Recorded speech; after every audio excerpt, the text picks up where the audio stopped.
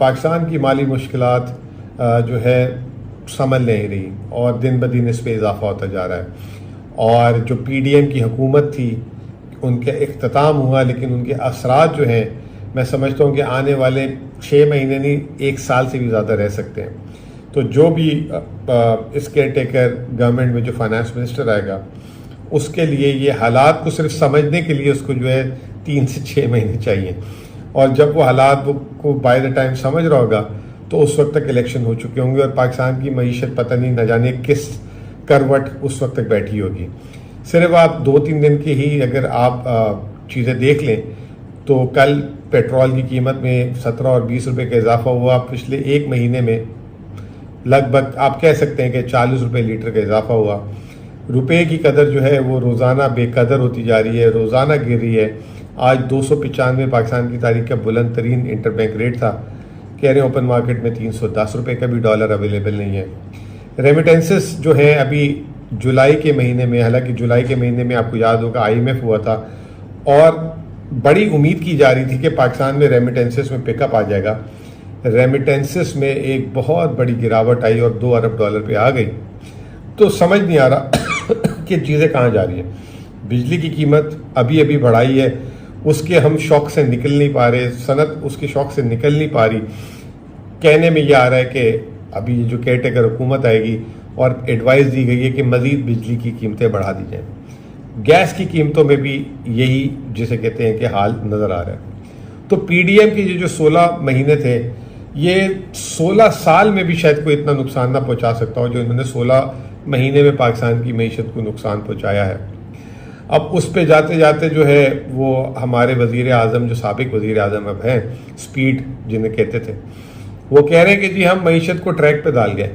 मतलब ऐसा ट्रैक पे डाल के गए कि जून के महीने में 15% सनत गिर चुकी हुई है। अगर इसका मवाजना किया जाए PTI के आखिरी महीनों से तो 25% सनत जिस मुल्क की बंद है और वो कह रहे हैं ट्रैक पे डाल के गए। बेरोजगारी अपनी जगह है, महंगाई, हर चीज़ की कीमत बढ़ रही है। तो इस दौरान अब ये जो नई काबीना आ रही है इसके लिए क्या चैलेंजेस हो सकते हैं, काबीना किस तरीके की होनी चाहिए, आया ये काबीना कुछ कर पाएगी कि नहीं कर पाएगी, ये बहुत बड़े सवालात हैं और ये मार्केट इस वक्त इन सवालात का पीछा कर रही है। आज तकरीबन आप समझें कि 9 तारीख को, 9 अगस्त को हुकूमत ख़त्म की थी और अब जो है 17 अगस्त कल हो चुकी होगी। जब मैं अभी बात कर रहा हूँ तो 17 अगस्त हो चुकी है। तो 17 अगस्त 8 दिन हो चुके हैं, नए वज़ीर आज़म आ चुके हैं, काबीना नहीं आ रही। पहले हमने सुना था कि हफीज़ शेख वज़ीर आज़म होंगे, फिर एक सरप्राइज़ नाम आया। अब हमारे जो नए वज़ीर आज़म साहब हैं अनवर काकड़, मैं कोई कमेंट इसलिए नहीं करूँगा कि मैं उनको जानता नहीं हूँ, उनकी काबिलियत आने वाले दिनों में पता लगेगी, लेकिन जिन्होंने उनको लगाया है वो खुद जो है इस वक्त वो कह रहे हैं कि ये हमारी चॉइस नहीं थी और जो है इससे बेहतर चॉइसेस थी, लेकिन नाम इनका निकला है। तो लेट्स सी कि वो आते हैं तो क्या करते हैं। वज़ीर आज़म साहब एक अपनी जगह, उनका काम इस वक्त सबसे बड़ा इंपॉर्टेंट काम है उनको इलेक्शन कराना। 4 वजारतें बहुत इंपॉर्टेंट है मेरे हिसाब से, बाकी काबीना जिसको जो बनाना है, जिसको जो देना है दे दें। नंबर 1 वजारत ख़जाना, नंबर 2 आपका कॉमर्स मिनिस्टर, नंबर 3 आपका एनर्जी मिनिस्टर और नंबर 4 आपका फॉरेन मिनिस्टर।